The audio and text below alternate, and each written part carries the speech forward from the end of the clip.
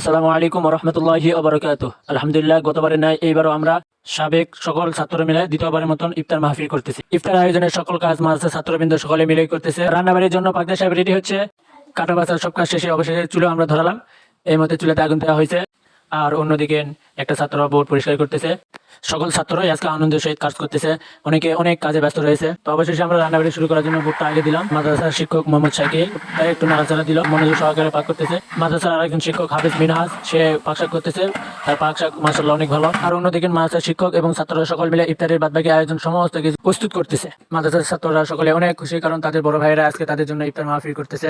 আর আজকের এই ইফতার মাহফিল করতে পান্নাতুর হাফিজা ও কওমি মাদ্রাসার সাবেক সকল ছাত্রবৃন্দ সাহায্য সহযোগিতা করছে। তো এই মুহূর্তে আমরা সকল ছাত্রবৃন্দ সকলে মিলে আমরা ইফতারের সমস্ত আইটেম গুলো নিয়ে যাচ্ছি, কারণ আমরা সাথে ইফতারি আয়োজন করব। মাদ্রাসার ছাত্রবৃন্দ সবাই যাবতীয় জিনিসপত্র সবকিছু এক এক করে সাথে নিয়ে আসতেছে। মাদ্রাসার সাবেক ছাত্ররা যেমন টাকা পয়সা দিয়ে সাহায্য করছে, তেমনি ভাবে মাদ্রাসার বর্তমান ছাত্ররা শ্রম দিয়ে আমাদেরকে অনেক সাহায্য সহযোগিতা করতেছে।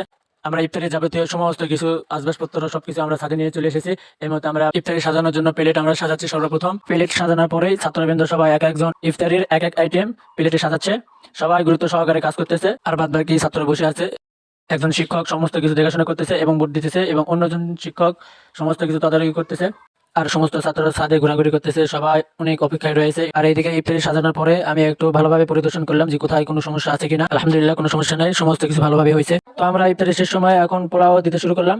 মাশাআল্লাহ, পোলাও রান্নাবাড়ি অনেক সুন্দর হয়েছে, দেখতে অনেক সুন্দর লাগতেছে, অনেক সুগন্ধ বের হচ্ছে। এই মতে ছাত্ররা সকলে বসে থেকে তাদের বড় ভাইদের জন্য, সাবেক ছাত্র এবং সকলের জন্য দোয়া করতেছে। আপনারাও আমাদের জন্য এবং সকলের জন্য দোয়া করবেন। আল্লাহ তাআলা যেন এই রমজানের বিনিময়ে আল্লাহ তাআলা যেন আমাদের সকলের গুনাহ মাফ করে দেয়।